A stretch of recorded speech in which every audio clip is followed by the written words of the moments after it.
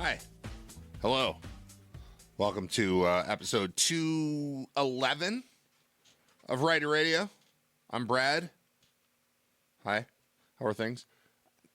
It doesn't seem like everything is working exactly like it's supposed to.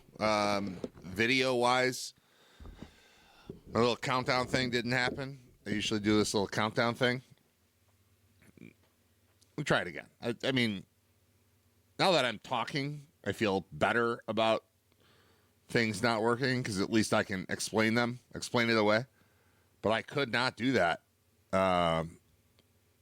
Moments ago, I'm pushing buttons. I push buttons to play video elements of the thing and audio elements of the thing. And we're running late. I started late anyway. And it's just I'm not as good at this as I would like to be. I'm working on it. I'm trying, It's only been 211 episodes, so how could I possibly be expected to have this thing down? Riter Radio is brought to you by Brian Janik and the Financial Guys. TheFinancialGuys.com is the place to go for them. Brian is very busy, so if you call the Financial Guys or you text them or email them or something, they'll be like, yeah, you can talk to Brian in a month or two, but he's buried. But once he's done being buried, this is busy season for the insurance guy. People are opting in and out of things right now, and he's swamped. But eventually you'll get to him, and you'll be happy when you do. So this time next year, when he's buried, you'll be a part of the agenda. Right now, he's too cool for you right now. But you can get on the list. Just call him. Brian Janik at thefinancialguys.com. Sponsor number one of Riter Radio, which is awesome. How are you? How are things? How was your Sunday afternoon? How was your 1 o'clock game? 1 o'clock games are, I don't like them. I know that we spent nearly 20 years with the team being so bad that they just played 1 o'clock games. And a lot of people got used to that. I did not. I didn't like it. 1 o'clock is when everybody else plays. That's what I like. I like when the Bills are a featured team over the course of the week. And the just pile of games that happens at 1, you can sift through that. It used to be worth having NFL Sunday Ticket. It is not anymore. Problem being that the Bills, I did that wrong. I'm sorry. I said that completely backward. I would like to rewind. It used to be a waste to have Sunday Ticket. Now it would make sense, is what I meant. I used to have it, but I barely used it because the Bills always played at 1, and I'm going to watch the Bills exclusively. I can't have 4 screens going, and the Bills are one of them. No, the Bills are their own thing. But when the Bills are playing, like this week, they're playing Thursday. I could use Sunday Ticket on Sunday because then I'd have 4 of the other games that I care a lot less about, all going at the same time. That makes sense. But Sunday Ticket, Bills play, okay, I'm watching the Bills. Then it ends. I'm like, cool, I have Sunday Ticket. Now I get to choose from the 3, 4 o'clock games? No thanks. Don't care. They won. Things feel better. The general conversation. Now, I was not at any point in public during or since the Bills' victory over the Bucs yesterday. But based exclusively on the handful of phone calls, the people in my house, which is me, my wife, and 3 boys, 13-year-old who probably doesn't even know the Bills played, 11-year-old, 9-year-old who live and die with the team. Everything's just back to normal conversation. after what was kind of like a normal, or at least what we feel is a normal Bills Josh Allen game, I think what we saw yesterday was a throwback to like 5, 6, 7 years ago, where they're just like, you know what? You just want Josh? All right, we'll just give you Josh. I don't think the run didn't work yesterday. You know, they've been very James Cook oriented for much of this season. It's been fine. He's been very good. The O-line's been very good. That's kind of the way they've been steering the whole thing. And then they just decided to remake the entire wide receiver room and have Josh throw the ball everywhere. And that worked too. I think what we learned yesterday, or what we should learn from yesterday, is that they can play however you'd like them to play, or however they would like themselves to play, and be fine. They didn't destroy the Bucs yesterday. That's a good team too, by the way. Good team. They both came in 6-3. Bills come out with a 12-point win. That wasn't just a step on their faces type of opponent. That was a real team. And they took care of business. And Josh looked like, well, I mean, go back to the interception on the first drive of the game. It looked like old school crazy Josh. But I also remember really, really liking old school crazy Josh. The thing we fell in love with this quarterback is the lunacy, right? The lunacy that almost always turns out great, like works to his advantage and therefore our advantage. He's just fun. And they brought the fun back with Josh yesterday. And I think all of us went, oh yeah, I like this guy. I like how this works. As opposed to the like calm, almost the married Josh. Like, I guess I'll do that. There's crazy single Josh that we watched for 7 years? Is this year 8? I'm not positive. I'm not looking it up. Let's call it year 8. If I'm wrong, sorry.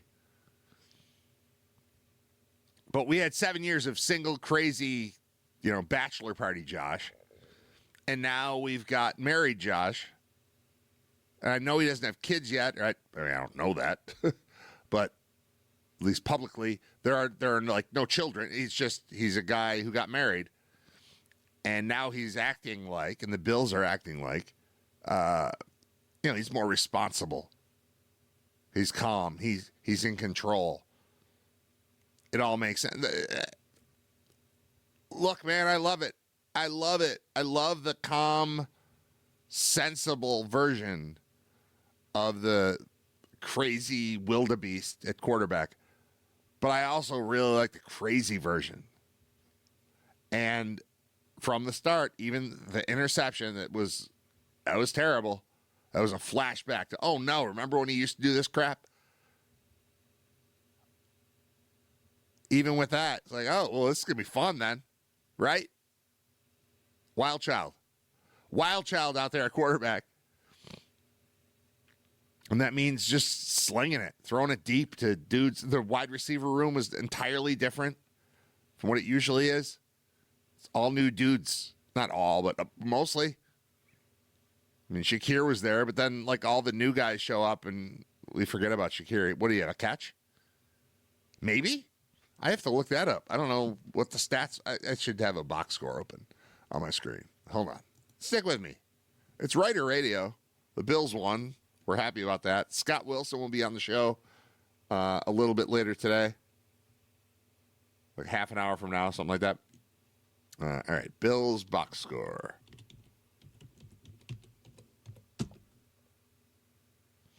There it is.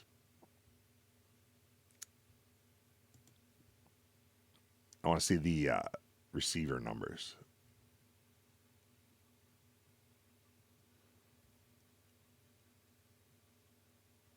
Shakir had 1 catch for -3 yards. So going into yesterday, it's so crazy. It's so crazy to think about this. Going into yesterday, look, we're all, I don't want to even say angry, but frustrated with Keon Coleman, right? First round draft pick last year. Who's fine. He's fine. It's fine that he's on the team. And then he got scratched yesterday, didn't play.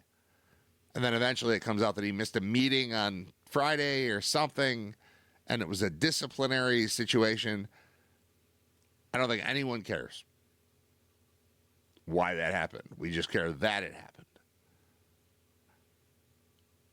And the receivers, if you read them top to bottom, it doesn't really sound like the same team that the Bills have had recently. It goes Shavers, 4 catches, Cook 3, Ty Johnson. All right, these aren't arranged by catch or by reception, so the numbers going to be weird, or the list will be a little weird. Shavers, 4 catches for 90. It's by yards. Cook, 3 for 66. Ty Johnson, 2 for 61. Gabe Davis, my man, is back, 3 for 40. Dawson Knox, 1 for 23. Curtis Samuel is on the Bills. Reminder, 2 for 19. Josh Palmer's back, 2 for 17. Kaliki Latu, I don't know what that is. 1 for 4. I fell asleep during part of the third quarter, and apparently that guy had a catch. I think he's the guy from the text message that I sent to all my friends when I found out Gabe Davis and Mecole Hardman were being activated for the game. And I think he was the other guy. But they just swapped out the receiver room. All right, love the O-line. We talk about that all the time. I love the O-line. Love the quarterback. We talk about that. We all love the quarterback. Running backs, love them. Receivers, what's going on there? All right, let's just swap them all out. See how it goes. Goes great. We set our man free. Our man Josh Allen played like baby Josh again. Crazy baby Josh. And that results in a 2-handed interception thrown from the end zone on the first drive of the game. But it also results in just the ball being thrown everywhere. Nice little reminder yesterday that the Bills can beat you however they would like. Or they can play with you however they would like. They might not win, but they're gonna be fun. They have flipped. They flipped this year from being super fun and entertaining to methodical and almost boring. I don't, winning 6 of your first 9 games isn't boring, but it can be. It can be a little,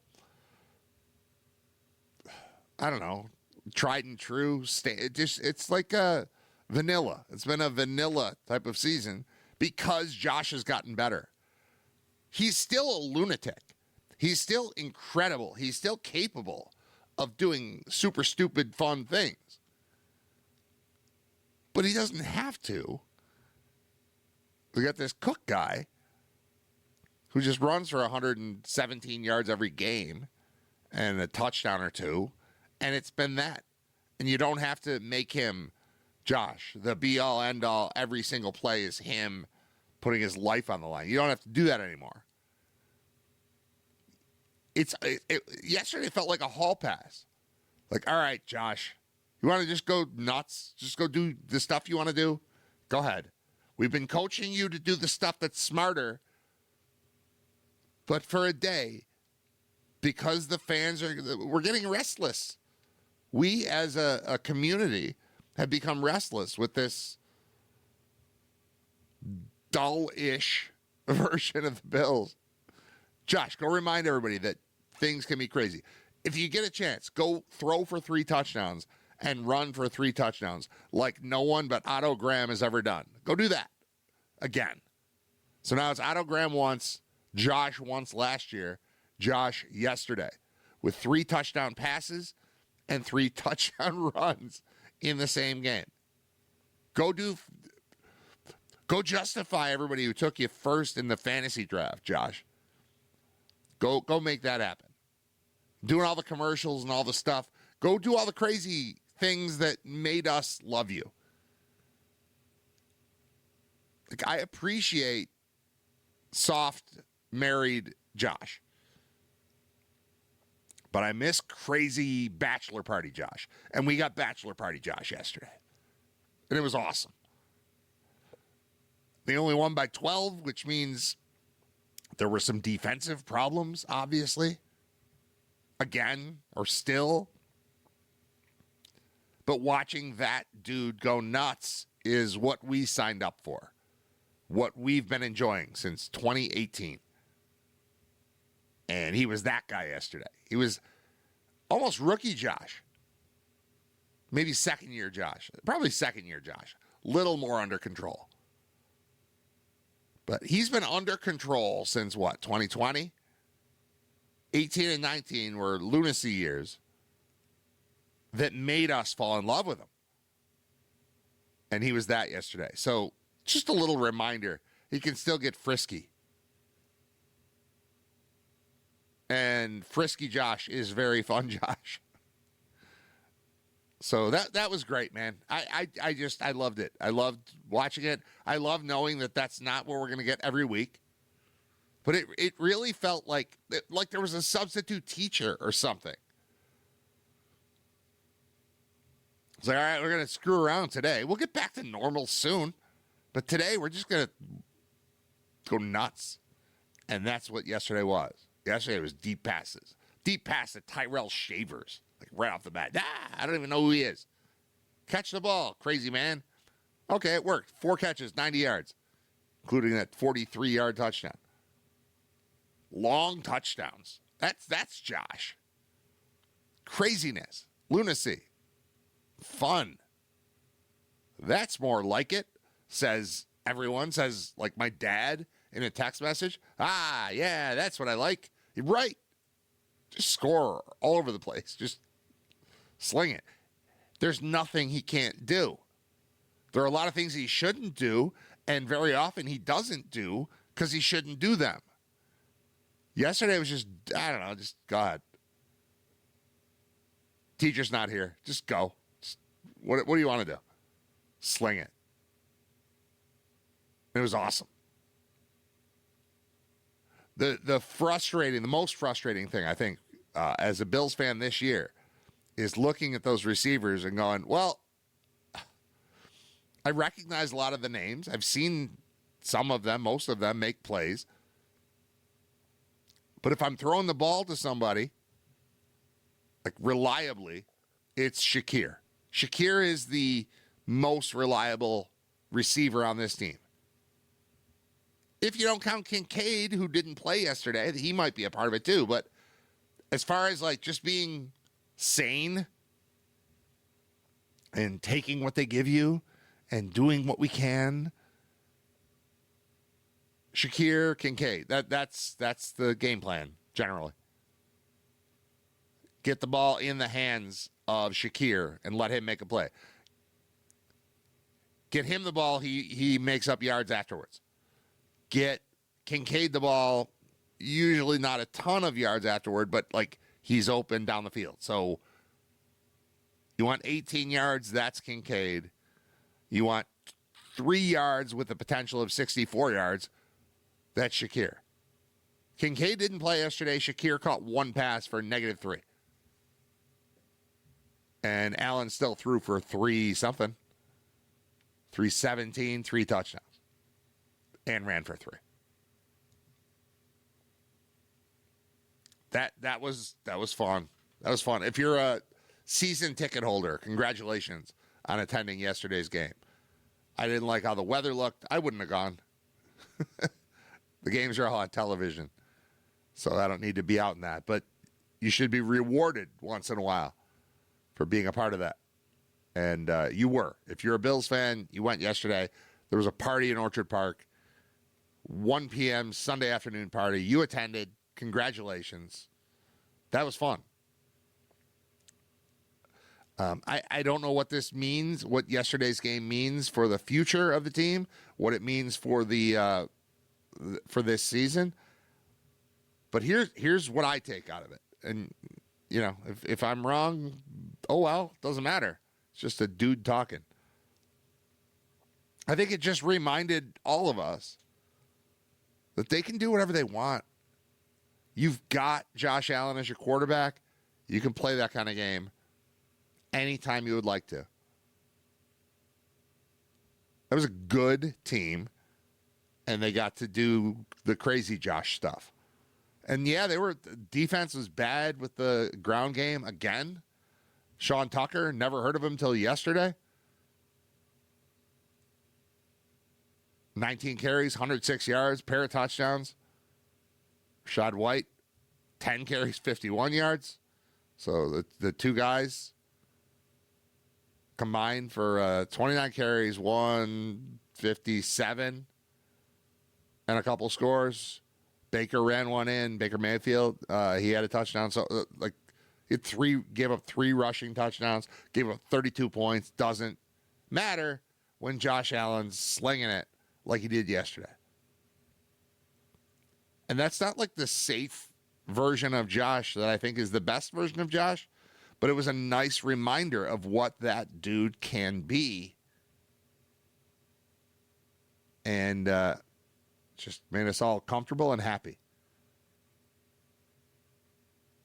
And the standings are starting to look a little, I don't know, more digestible and beatable. Here's what I'm doing with standings right now, and I should open them before I start talking about it. But what I'm doing with standings right now is I'm looking at the loss column because it's a little messed up. I was waiting for the Patriots to lose a game yesterday, and then they just kept not playing. And it turns out they played Thursday. Forgot. Coffee. I gotta move this. I'm gonna absolutely fling my arms around and knock it over. I have a big mess on my hands and on my lap. I don't want that. When I look at the standings, I'm gonna type this in: NFL standings, and I would recommend you do this too. Look at the loss column because you're chasing the Patriots in the division, which I'm fine with. But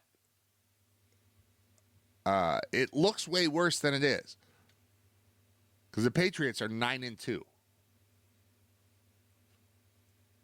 The Bills couldn't be 9-2 if they did everything in the world correctly.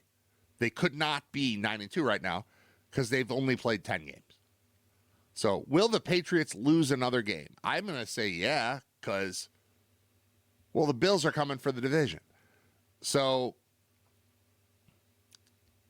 9-2 versus 7-3, it doesn't work. The math doesn't work until you catch up. Patriots have a bye, I think not this week, but next. Then at least they'll have the same number of games played. But these two teams are going to play each other. If you're a Bills fan thinking about the Bills winning the division, they beat the Patriots. They have to. That's a part of it. So there's the third loss for New England. And anything we're thinking about, all these teams you're hearing about and people are talking about,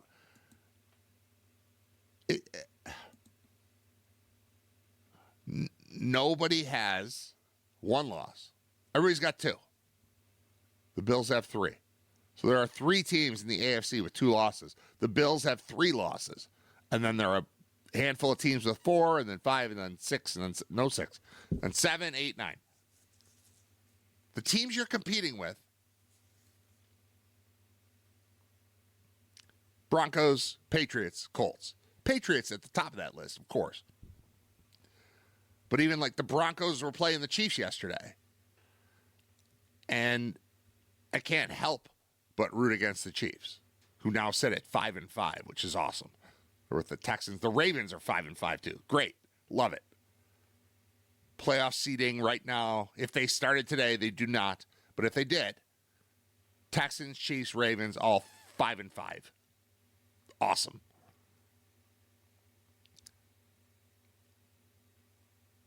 But those are teams that have played 10 games. And then you've got these teams that have played 11 games that are sitting at the top, which are the Broncos and the Patriots. 9-2, 9-2. Colts are 8-2. Don't look at the wins. Only look at the losses. Assume that these are good teams. Assume they're going to win most of the time. And just look at losses. You're one back in losses. The Bills are currently the 5 seed.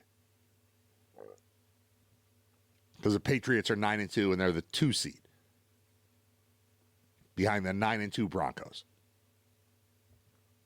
I would love for the Bills to have a week off to start the playoffs. That would be cool. And maybe we'll get there. Still 7 games left in the season. There's a lot that's going to happen. But most importantly, you're trying to track down the Patriots. They're at 9-2. You're at 7-3. That sounds like the Bills are way worse than the Pats. What you need is the Patriots to lose a game that isn't against the Bills. Just lose a game. That's it. A game. Any game. Also, stop playing for a week. You stop playing for a week, they're getting a bye coming up. The Bills need to win. And then suddenly it's 8-3 against 9-2. Oh, but the Patriots already beat the Bills. Right, but they play twice, so it doesn't matter. You just have to beat them again. You overtake the Patriots, and suddenly you're in position for the 2 seed or the 3 seed. And then maybe, if things fall apart a little for the Broncos, who don't look incredible at all. Defense looks good, but good God, that's the 1 seed. That's the team that's going to have the bye in the first round of the playoffs. Honestly, great. Cool. They're going to lose to whichever of the Chiefs or Ravens gets to that 7 spot. You know, like that's what's going to happen, right? So, I don't know. A lot of things to feel good about from yesterday. The win is nice. The standings are kind of shaping up. And then my math, which just, it's like, I have too much logic in my head. How many teams have fewer losses in this league, in this conference, than the Bills? It's 3. How many of them have played the same number of games as the Bills? It's 1 of those 3. So the Bills are at 7-3. The Colts are 8-2. That's fair. They've got you by 1. Okay. The other 2 teams haven't played the same number of games. They haven't had the bye yet. And they need 1 more loss for the Bills to just be even with them. The Bills win most of the time. So do these other teams.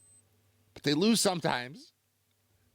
And when the Patriots lose a game, suddenly they're 9-3. The Bills win a game on Thursday against Houston. They're 8-3. You're fine. You play them again. Like, it's the tiebreaker thing. We think about it like with the Chiefs. We think about it with the Chiefs. We beat the Chiefs. I did it. I didn't really do it. Bills beat the Chiefs. Tiebreaker in the Bills' favor. That could come up. Within the division, however, you play teams twice. So the fact that the Pats won here, even though that sucked, even though I am afraid of what the Patriots are going to do for the next several years with their quarterback and head coach combination. Like they're in the fight now. But for this year, 9-2 is not super far ahead of 7-3 when you play each other. Again, it's just not. If the Bills win the week that the Patriots are off, then you just have to beat the Patriots. I mean, it's going to be a massive game playing for the division rather. But it's seriously one other loss somewhere on the Pats schedule. And I know their schedule is not super hard, but bear with me here. They need a loss, and then you need to beat them, and then you're into like crazy tiebreaker crap.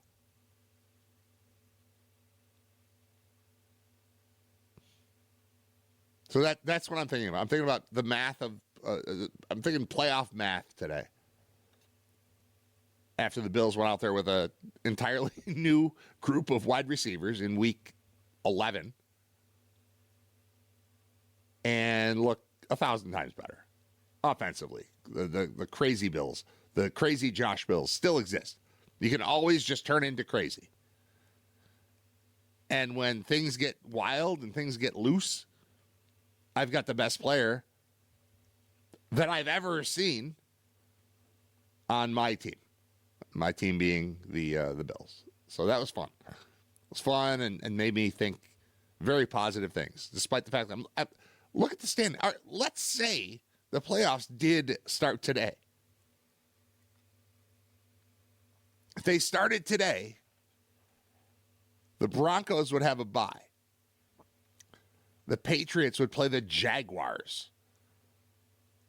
The Colts would play the Chargers, and the Bills would travel to Pittsburgh to play the Steelers. Cool. So cool. I would sign up for this right now, honestly. I would sign up for that being the 7 that are in. Chiefs out, Ravens out, Bengals out.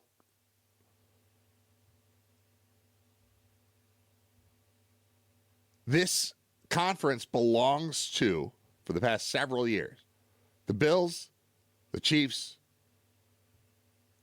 the Ravens, the Bengals, kind of.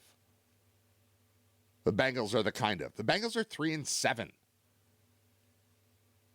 The Chiefs are 5-5. The Ravens are 5-5. It's the Bills and a bunch of newcomers. I would sign up for it to stop right now and the Bills to be the 5 seed. Fine. I mean, what happens there? All right, let's say Jaguars at Patriots.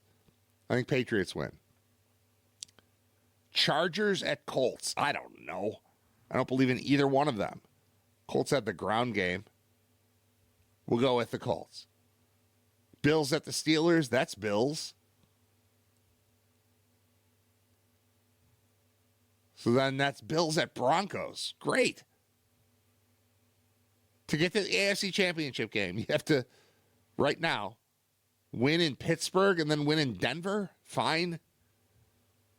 This is not going to be the way it shakes out, but I like the look of it right now. So then the Bills beat the Broncos. The Colts and Patriots fight it out for the other spot in the championship game. I don't care. Either one of them hosts it. The Bills are still on the road. This is why you got to get ahead of the Patriots, so you start hosting things. Close out old Highmark Stadium with something cool like an AFC championship game. This all can be accomplished. Bye weeks. Losses to teams that we're not thinking about. It's all coming. It's all fine.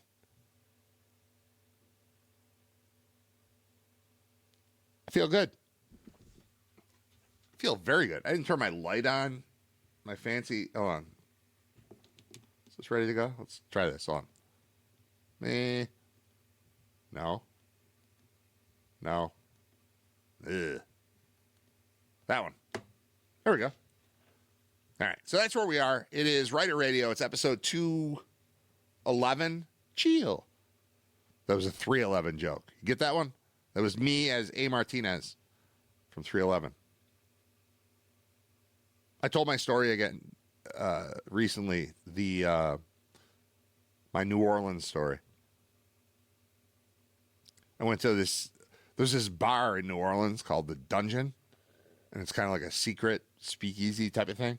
They open at midnight, at least last time I was there. It's been a while. They open at midnight, and you have to know how to get there. You have to, like, wind your way through alleys. And when I was going to New Orleans, someone told me about this place, and I was like, all right. Like, no, you got this. This is the place, the non-touristy type of joint.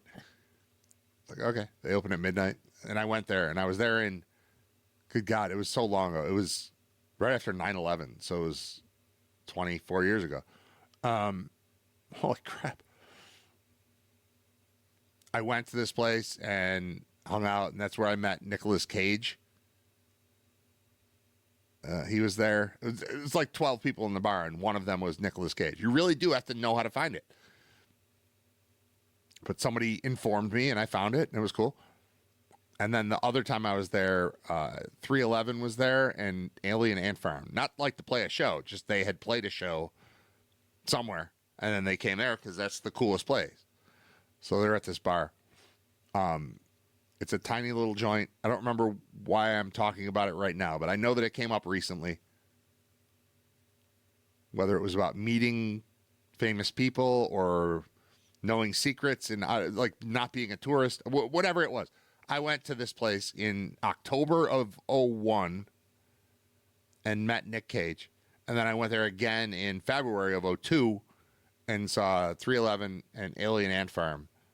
I don't remember if I talked to them, but they were there in a group of, 20 people in this, feels like a basement bar. It's called The Dungeon. It felt like a dungeon.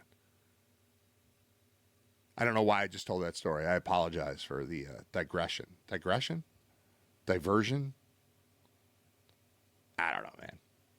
We'll play a song. Scott Wilson will be on with me in just a moment. Stick around. It's Riter Radio, episode 211. Scott, are you there? I am here. Oh, good. Yes. How's it going, man? Good. How's it going with you? It's all right. I'm excited to talk about a Bills win. I'm excited that they were super fun yesterday. Like, they can be good. There are good teams that are fun. There are good teams that are not fun. There are bad teams that are fun. There are bad teams that are not fun. Yesterday they were a good team and fun, and it's because they let Josh go crazy again. Which I don't know.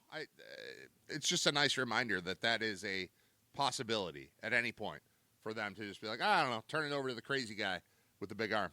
And they did it yesterday, and it was awesome. It was everyone that I've talked to about that game had more fun watching it than standard, like, just dissection of a boring team in a boring win by running for 170 yards and throwing for one touchdown. Like, it was just, we've got Josh. Let him off the leash and just run around.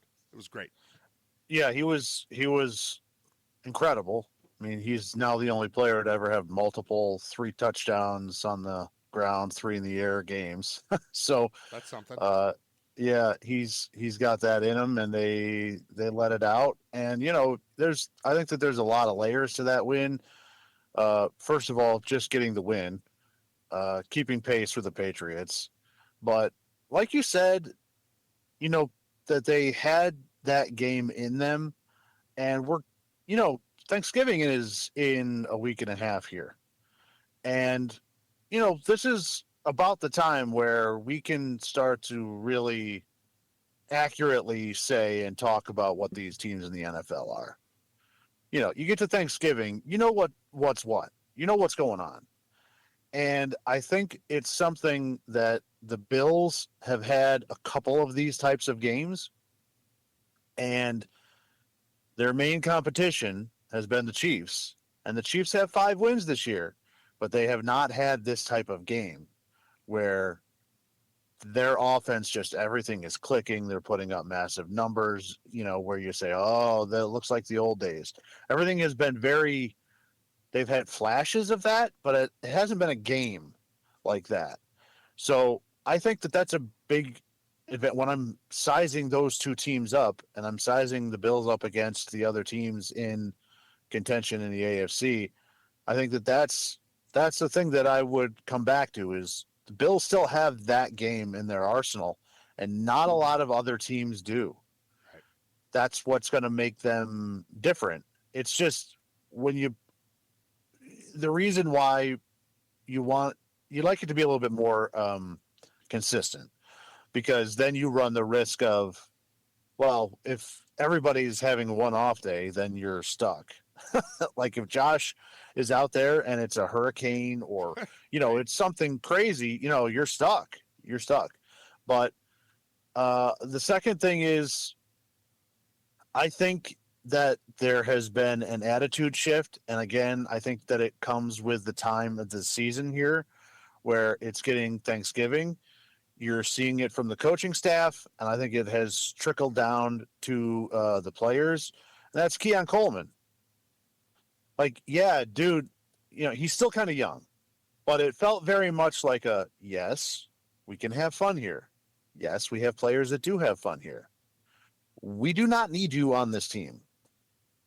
At all. So At you all. can either choose to be a part of this team and do what's required, or you can not be here. But this song is going to keep playing whether you're here or not, and it's time. Enough, no more messing around, no more feeling sorry about yourself or half-heartedly doing things. You got to go full speed, or you will be replaced.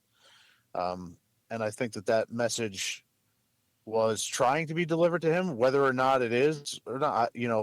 Who knows? He's out there in the pregame dancing around. I would be very upset if I was him. I mean, try to stay positive for your teammates, but I would not be dancing. And then, you're Dawkins after the game, who is, along with Josh, one of those fun guys. And he said basically, fun time is over. It's time to play. It's time to play. And if you're not going to, you're not going to be playing. So it's interesting. It feels very much like a switch is trying to be Yeah. flipped here Yeah. after that Miami game. Like, hey, listen, this is real. We have a real team now in the division. The rest of the conference seems to be kind of opened up. Denver is winning these games on luck. Kansas City is now 5-5, basically done for the division. I mean, barring a miracle here, Kansas City's not going to win that division Right. out there. The Ravens did not have Lamar for half of this season, and they have dug themselves a massive hole. Still could get out, but a massive hole, and their defense hasn't been good. The window is here. It's time to stop joking around and having fun, because we had a little bit too much fun down in Miami, and things all of a sudden nothing becomes funny then. It's only fun if we're going to get out here and do what we should do. And I like that. I like the response by the team. Tampa's a very good football team. They're a for sure playoff contender, and they just absolutely demolished them, including 2 turnovers. I mean, it Right. was it was a very impressive performance, and I like the mental switch that seems to be becoming here. Do you think that the mental switch is Gabe Davis? Because I do. Kind of. I know I'm a bigger fan of that guy than everybody else, except Josh, and we all believe in Josh. And I think Keon Coleman was drafted to replace Gabe Davis, and he hasn't at all. And Davis is not a number one receiver in the NFL, but he's a massive part of what Josh Allen was and became in the NFL. And then he left, and it made sense that he left. I like him more than everybody else, and I still didn't have a problem with him going, because you can't just pay everyone. You can't be him and get paid like you're number one. But my God, has that dude come up massively in super important situations, and he's clearly a good dude that fits with the team and fits with what Josh is trying to do. And having him in the lineup yesterday made so much sense to me. The first catch he made was, I can't believe the ball got through the defender's arms for him to make the catch, but it was nothing. But it was third down, and like, all right, Josh is going to throw a rifle over the middle, and this guy's going to grab it because Josh believes in him. Giving Josh another dude that he just knows in that way is a major deal to me. And I think he looked like he had one of his friends back on his side. In the same way that if I'm doing a radio show and I can't have Scott Wilson on, I'm not happy. The show's not going to be as good. I'll be fine. I can do it, but it's better if Scott's there. And I think Josh is better if Gabe's there. And Gabe was there and he was better. So I don't want to just, like I said it kind of jokingly as I started, but that's a major deal to me that he's got his, I don't know, there's like a comfort there that doesn't exist without him. And I think Keon Coleman versus Gabe Davis, like, for sure, Josh has a preference, and I have the same one. Well, I don't know if his presence is the reason for the mental switch. That could just be. It I think helps. that that's probably coming from the coaches and the senior leadership of the team, saying like, "Listen, that was embarrassing, man. Like Miami sucks, They do. and we're out here. Like we need to stop approaching this like there's a ton of the season left because there's not, and we need to, this is the time now. Like you can't just screw around and hope to get to the playoffs and then you're going to turn it on. It's too late. Um, but I will say, I think if you athletically and age wise, certainly I think Coleman is better than Davis. But in some of these situations, there is something to be said for, and I think that we might be able to say this, not knowing two of them personally and asking them this question, but there's something to be said for a quarterback and wide receiver that see the game the same way. And I think that those two do. And they have the same type of, I don't know, instincts or reads on certain situations. And because of that, they're able to link up pretty easily. It's certainly not in the same vein as like a Mahomes or Kelsey, but I will, as far No, I think as I think that's successful as it's been. But I the think right that conversation to have, though. Yeah, yeah, yeah. clearly the two of them are on a position where they see the game the same way, and it takes very little communication and very little effort to both be on the same page. And I think that they are both on the same page. And I also think that Gabe Davis was around during the Dable years. So there's a little bit more of a familiarity there with some of the longer field, down the field stuff that they want to do, because that was more Dable stuff Mm-hmm.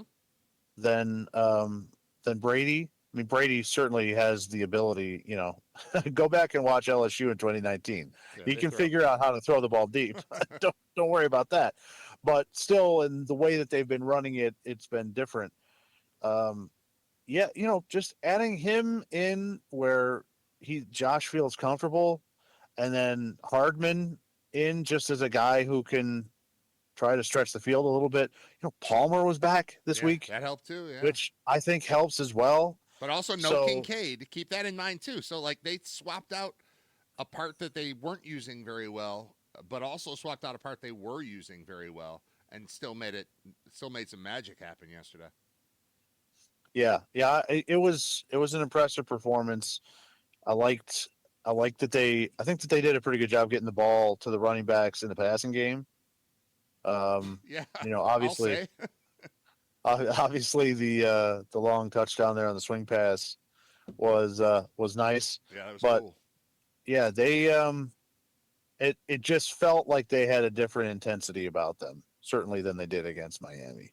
And if that's the intensity and the attention to detail that they're going to bring to the rest of the schedule here, they're going to be in very, very good shape. I don't know, again, they put themselves in a position now where they need somebody else to beat New England. I don't know what their schedule is, but they still have a head to head against New England, and they can still very much win the division. And then also, you got to think about the Colts. They're in a terrible division, Yeah. like the Bills have been. No, yeah, I think So they're cruising. it's yeah. I I don't I think the don't one know seed, what the one seed the one seed situation seems is going to be. pretty difficult. But you can just have one good Sunday, where suddenly it's right back in play. But I mean, that's not to me. Beating the Patriots for the division is the plan, and then anything you get on top of that is a bonus. Yeah, you want the home game. You want the Yeah. home. Patriots, right? Well, yeah, and you want to be out of that bottom tier. Like you should be in the top four. You should, and you're going to be top three because the North winner is not going to be. I think the goal is to knock off the Patriots. Patriots remaining schedule. They're at the Bengals, home against the Giants, home against the Bills, at the Ravens, at the Jets, home against the Dolphins. You need one of those Jets or Dolphins games to go your way. That's kind of the deal right now because assuming you're going to beat them, in this scenario that we're painting where the Bills win the division, you're going to beat the Patriots, obviously. You need a loss in the division for them to get into the weird tiebreakers. and that's kind of the plan right now. Is either the Jets or Dolphins has to do some damage to the Patriots very late in the season. But it all makes sense. It all fits together. I want to go back to a thing you said right at the beginning. I didn't want to pick a fight. I wanted you to do your whole thing. Other than age, in what way is Keon Coleman better than Gabe Davis? Other than I think he's more athletic. I think he's more athletic. What does he do with it? He doesn't do anything with it. I saw Gabe Davis catch a 95-yard touchdown pass, so that's athletic enough. I think he's a. I don't even dislike Keon Coleman. I just think he's a Timu Gabe Davis. I think that there are decathletes that are more athletic than Gabe Davis, but I wouldn't want them on the field. Okay. I mean, I think I'm just looking at his overall athleticism and youth is if you were going to put it on a chart, I think that he probably checks more boxes than Gabe Davis. Just like Charles Rogers would. But Danny Amendola has a better career than those types of guys. Great answer to my stupid question. I appreciate it.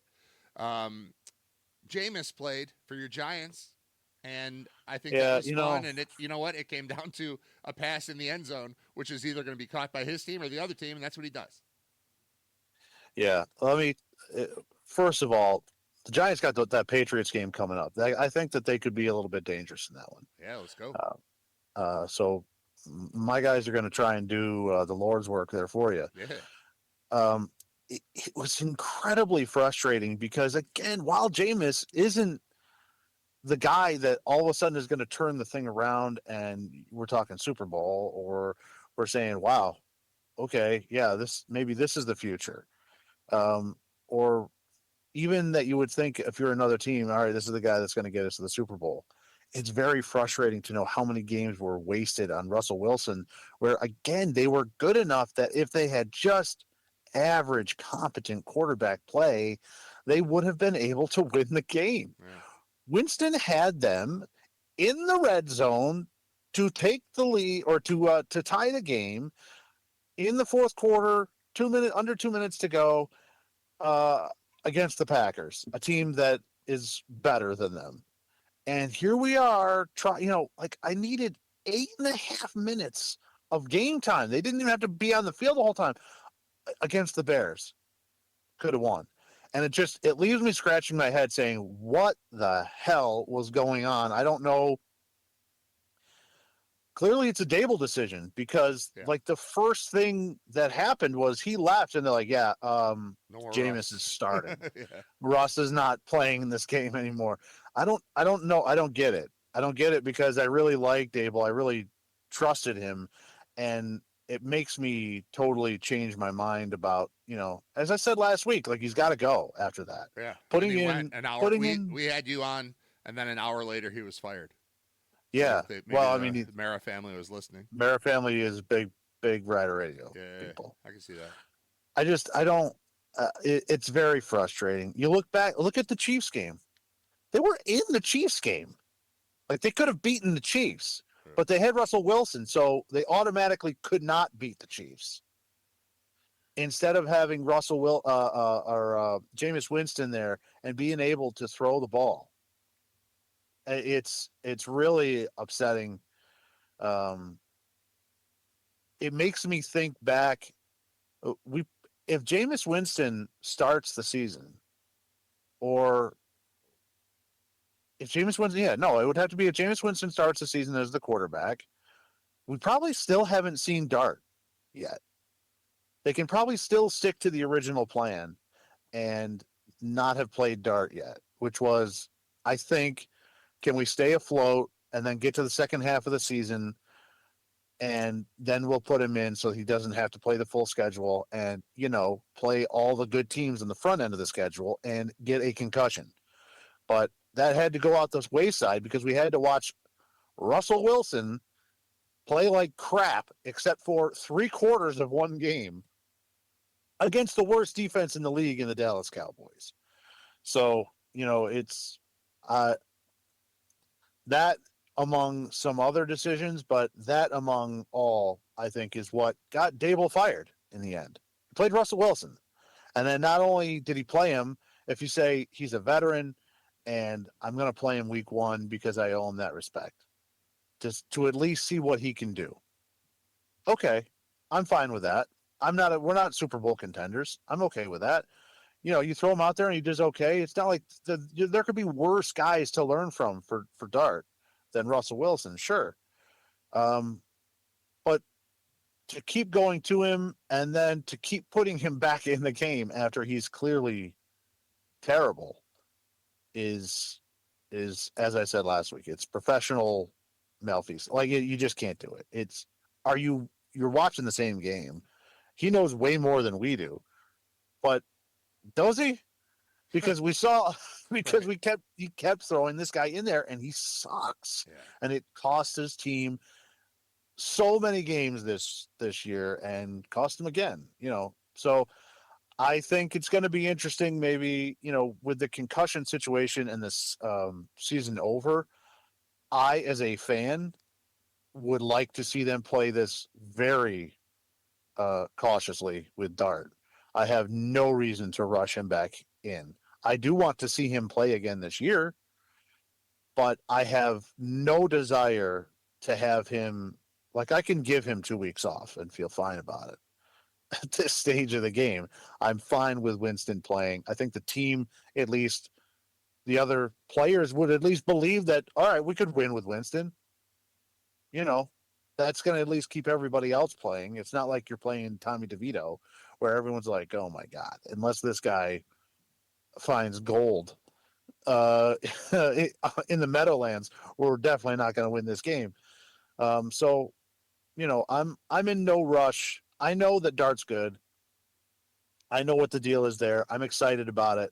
I'm ready to see him next year. I do not want him picking up or having a season where all of a sudden he's picking up 2-3 concussions in a row in his first season and he's destroyed. His career is destroyed. Yeah. Are you in the root for losses mode yet? Because it feels it's the right time of year. There's still time to lose 6 or 7 games. Don't worry. There's time. Yeah, but I mean, we're late enough in the year where the standings are taking shape at the top, but also there's still plenty of time to really bottom out and get yourself in the top 5 for a draft. And I don't know. I think that's kind of where I would be. Like, let's watch Jameis Winston throw 3 touchdowns and 3 interceptions in the same game and have some fun. And, if the score doesn't come up our way, great. Like, that's better. I don't know. That's, I think, where I would be if I was a Giants fan at this point. But I don't know. Maybe that's insulting. Well, okay, I'm not trying to be insulting, but maybe that's the right move. I always have approached it. I will go into a game and think, I don't really care if they win, if they lose. I know where this is going. I'm the same way. Yeah.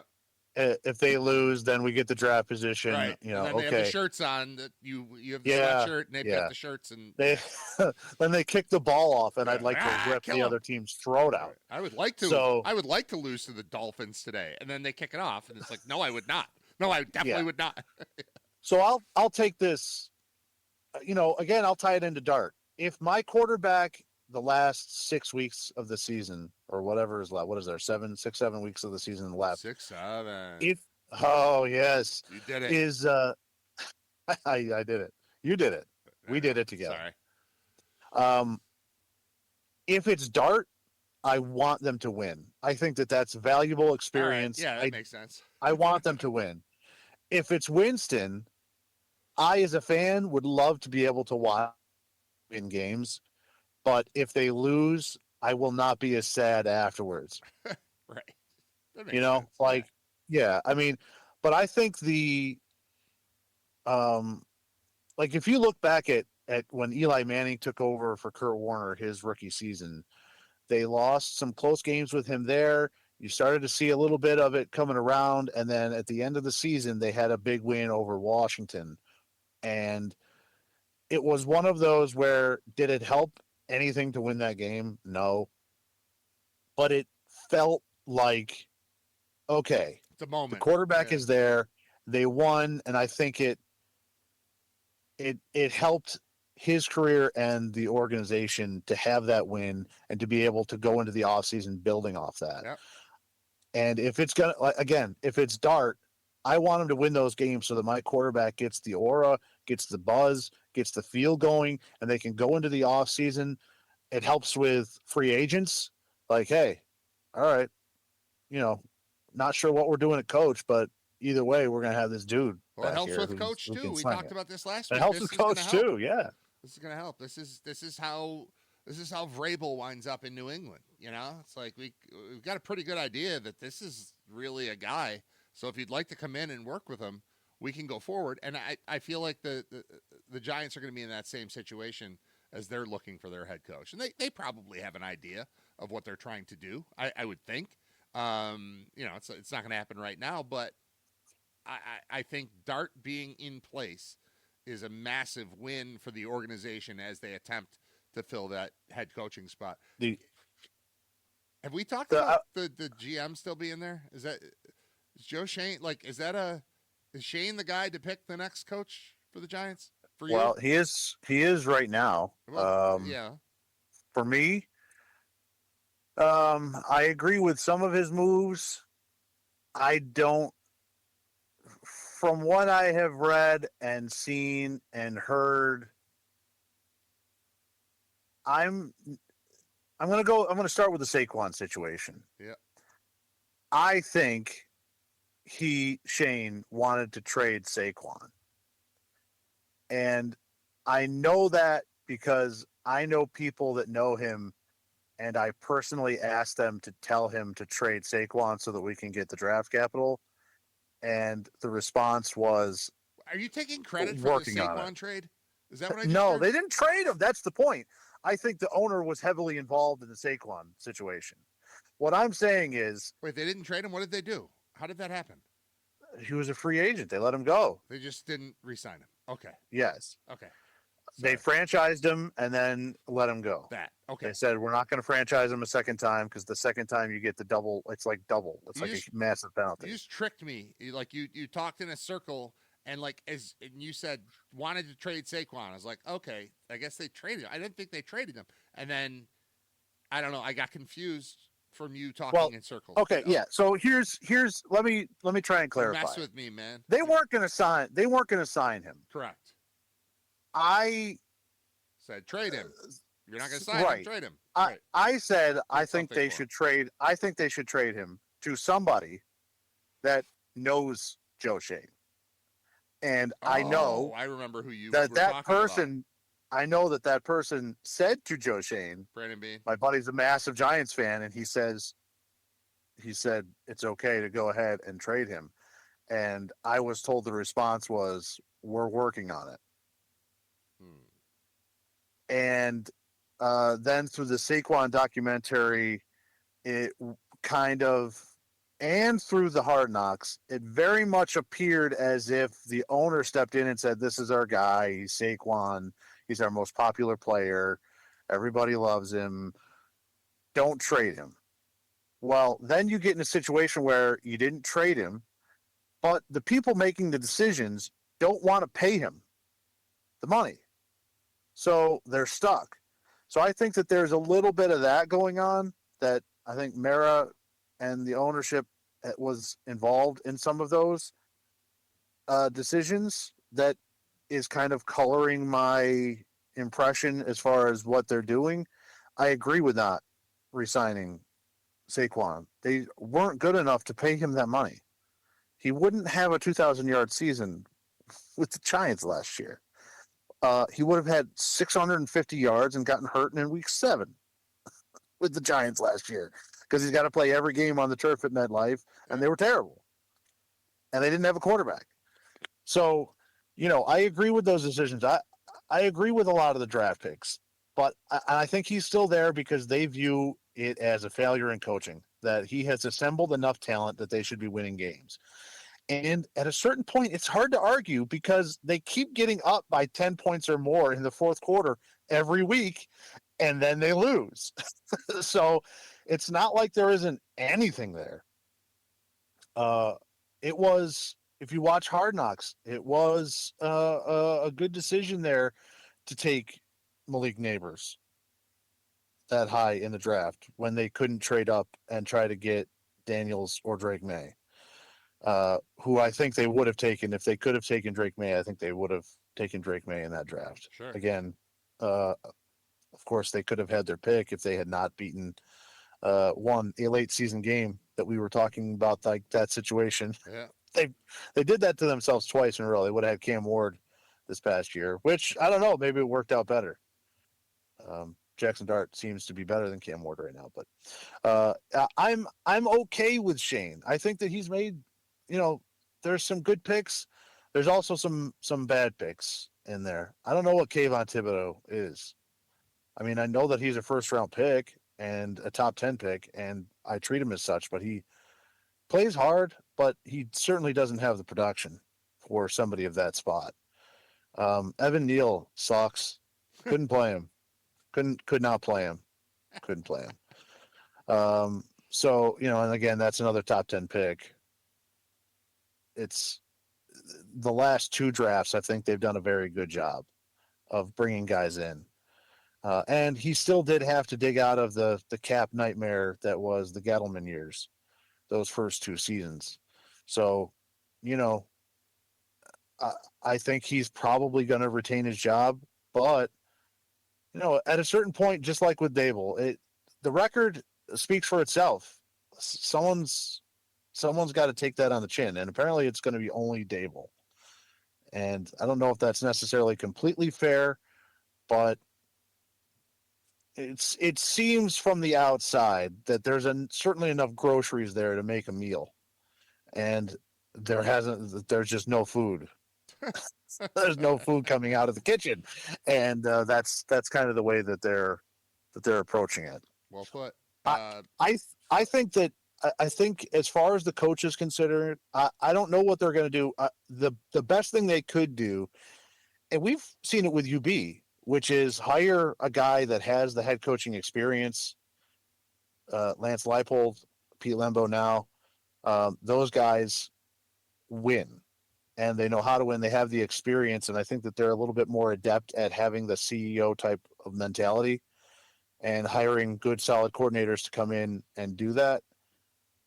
I don't know of any guy out, unless you're going to hire him from another team. I don't really see any of those guys out there right now. There isn't a Vrabel sitting out there right now that they could just go pick from. So then you think, all right, well, so you got to take an up-and-coming coordinator. Obviously, quarterback is the most important thing. Well, we just did that, and didn't really matter. So, are you hiring a guy based solely off of who's going to be the best for Dart? Maybe, but all the draft capital that Shane has spent has been all on the defense, along the defensive line, and they don't get any goddamn sacks or any pressure, and they're the worst at stopping the run. So maybe I say, yes, Dart is important, but I can still get an offensive coordinator to help him out. Do I hire a defensive coach because that's where all the draft capital's got? I don't know. They're in a mess because I don't see a real clear answer to who they're going to bring in at head coach right now. I love everything you just said there, and it reminds me how much I loved the Bulls. Both coaches that you're talking about, the hiring of both of them. Leipold was, this guy has done all of the stuff. It's just at a different level than this, but it seems like he's got his organization together. Let's bring him in. And we saw what a manager of people Lance Leipold was, and he's doing it in Kansas now. And Pete Lembo, very similar. It's like he's got the experience of this and that and that and that, and I don't believe that being an offensive coordinator, I guess Ben Johnson being the exception that's flashing in my face right now with the 7-3 somehow Bears, but I don't see coordinator promoted to head coach being the direction that I would attempt to travel. Of course it could work. Of course, if he's good at this, he might be good at that. But show me that you're good at organization and good at putting good people around you.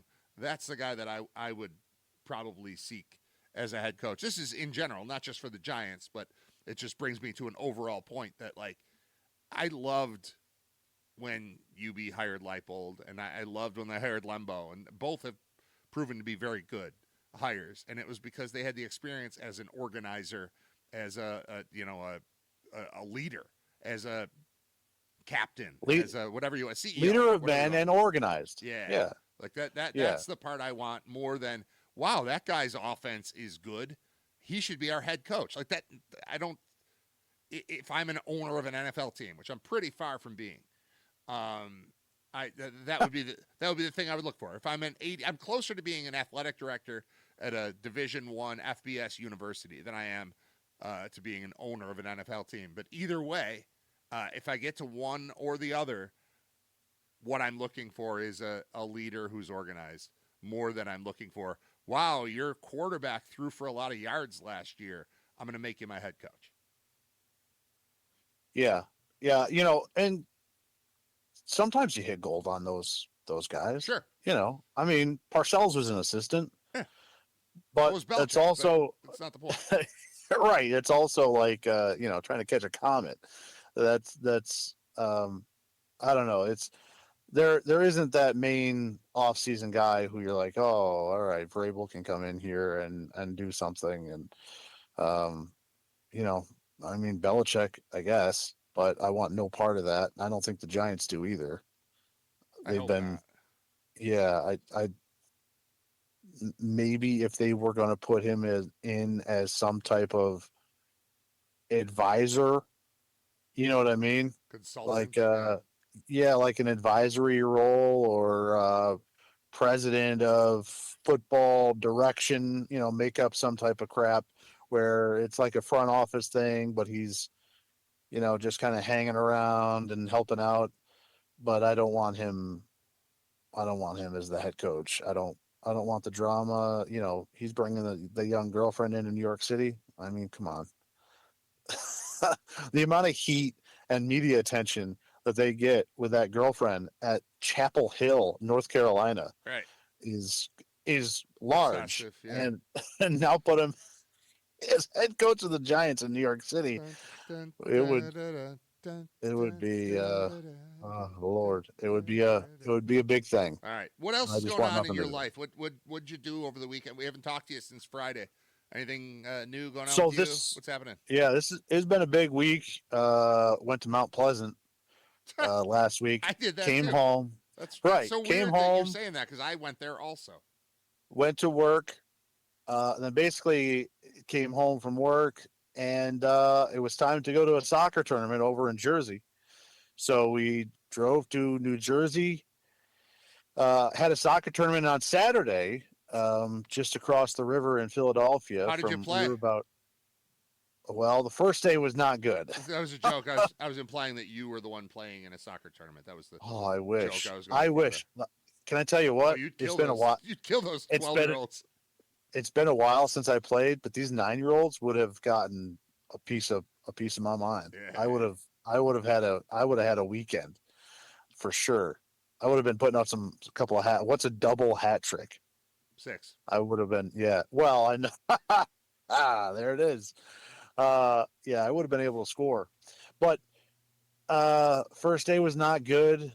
They got some kids from South Jersey and New York City that can play some soccer at 9.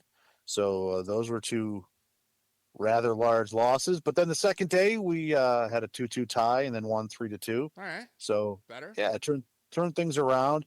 You know what helped is the 35-mile-an-hour wind.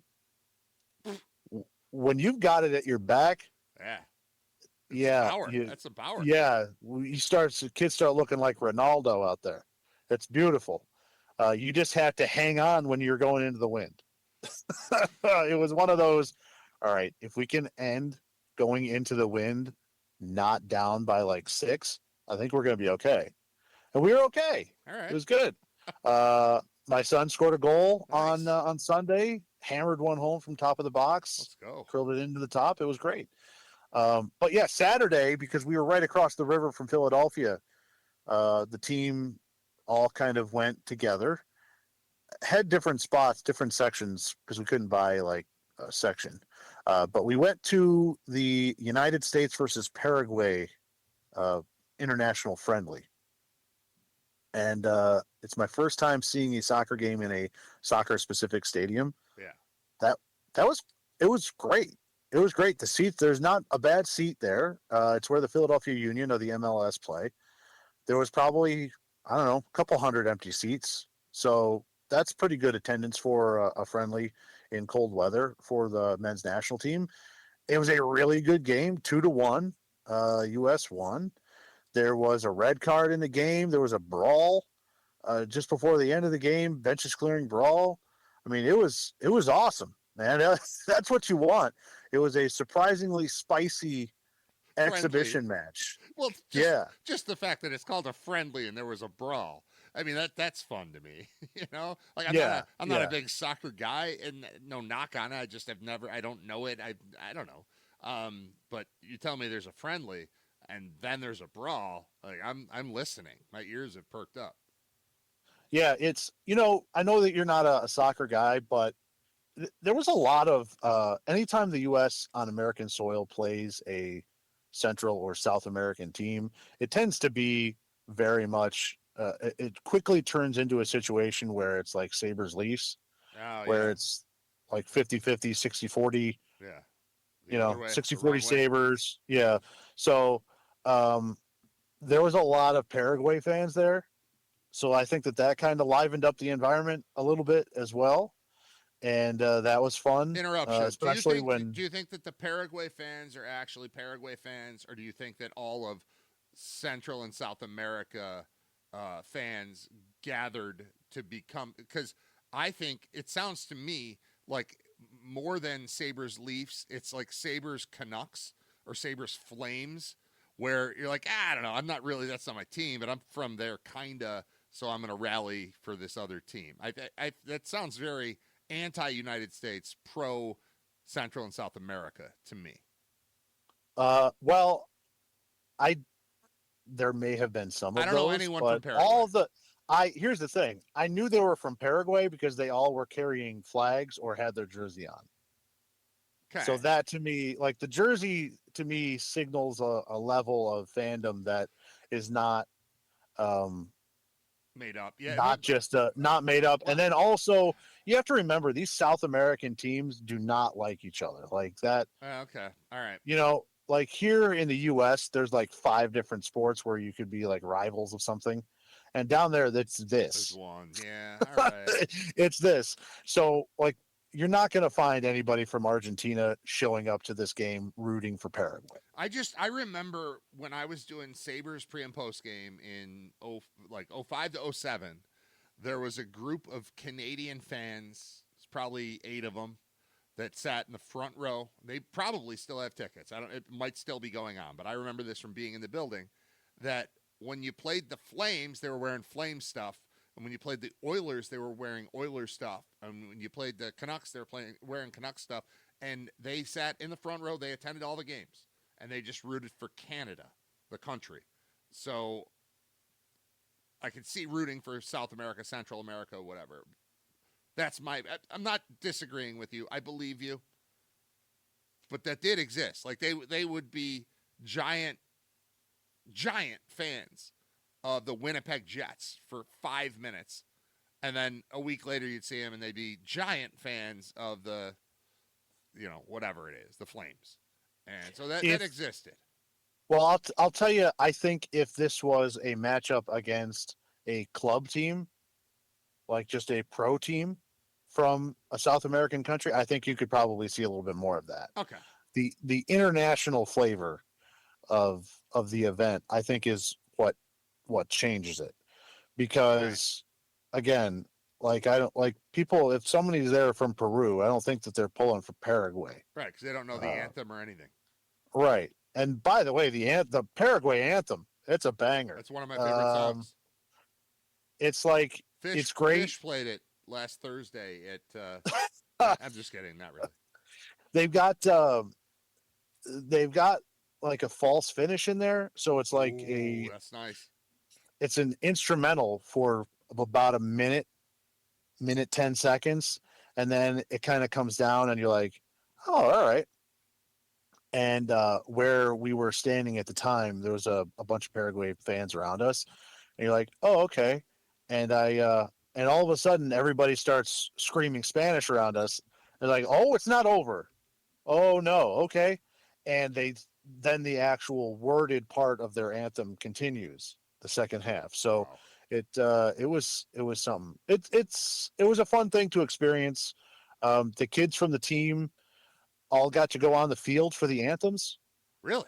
So yeah, that was cool. You know how they've got the big thing around they'll put something at the center circle where it'll say like Subaru or whoever the sponsors are, and then they take it off. Oh, here we go. Yeah, I recognize this. This is good already. Take your hats off. Your image on the thing, you have a hat on. I can't do anything about that, but I just took my hat off. It's a good song. Ready?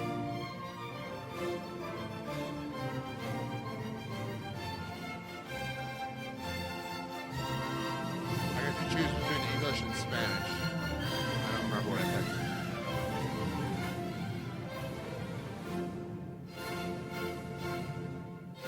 Were you on the field too, or just the kids?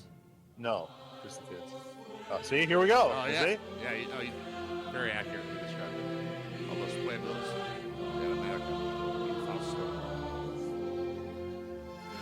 Presenterías por Centro Primo Opinio.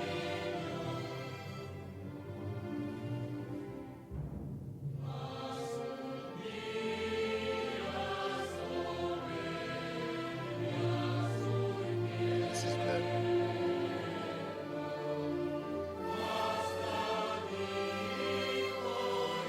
You know what I like about Spanish captions is the double exclamation point. If you use an exclamation point at the end, you have to put an upside down one at the beginning, and it just said "basta" with one upside down and one right leg.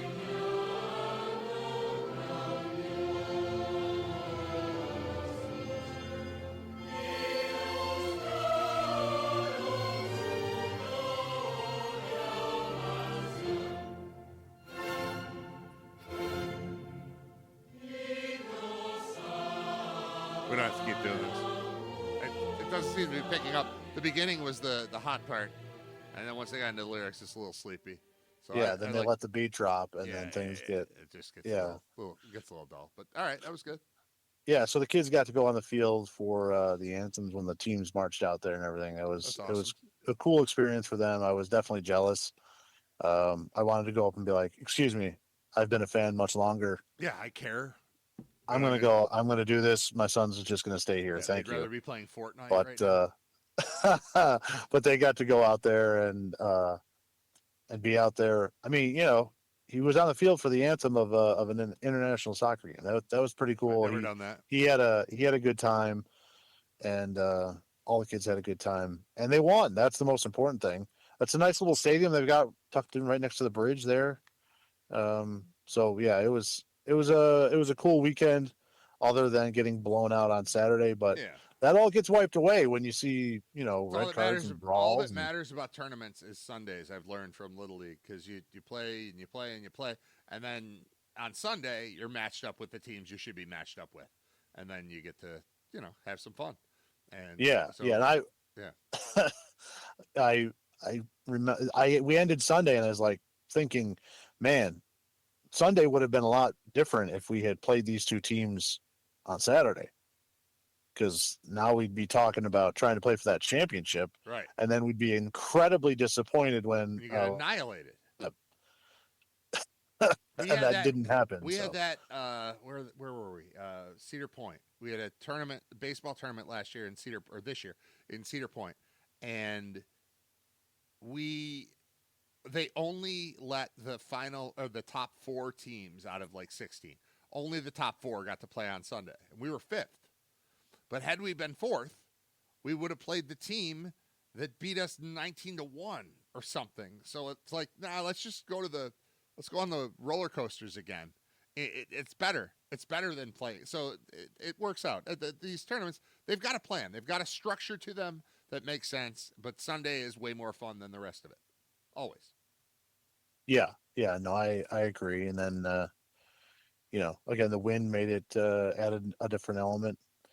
It was interesting to see that not only because I don't know, I thought that it was just kind of a centralized thing there in Jersey, and then I get in the car and I flip on the radio and I'm listening to some of the games on the way home, and apparently it was the whole entire Northeast was had the exact same weather.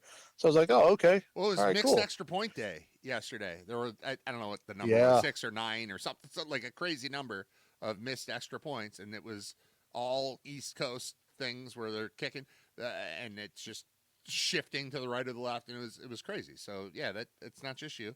It's just not just your soccer tournament. It's the whole East Coast, I think, that got annihilated. All right, we're done, I think, unless you have something else you yep. need to say. Do you have a thing? Um, Oh, no, I mean, I'm going to I say this out wish loud.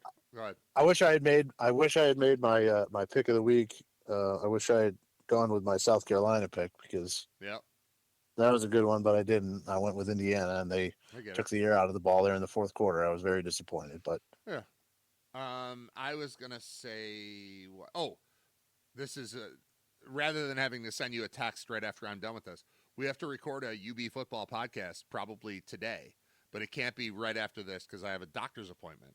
So I have that, but like this afternoon, I think, or tonight, we have to record a UB football podcast because the Bulls play in 2 days. does your doctor know anything about the game? Maybe does you want to? I'm Can we not do it sure. during You that? know what? That would be awesome. I would guess that my previous doctor did, but I got We a thing. do. I got a thing in the We mail that said that my doctor is no longer in my network for insurance providers or whatever, which made it seem like I was going to have to start paying full price to go to the doctor. Which, I mean, that's insane.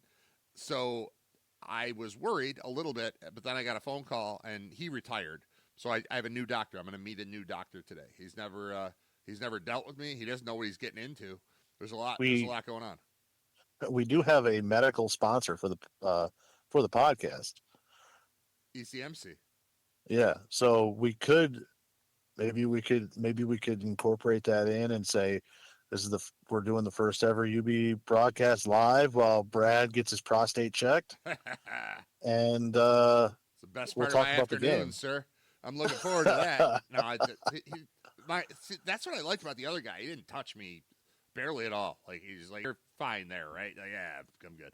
And Just like, hope for skinny fingers. yeah, right. So I'm rooting for. I don't know. All right. Well, anyway, we've got to. We'll be in. When do you want to record the thing? Soon, very soon. All right. Well, Depends on your doctor. he's 5 minutes from here, and Yeah, but you're gonna have to wait.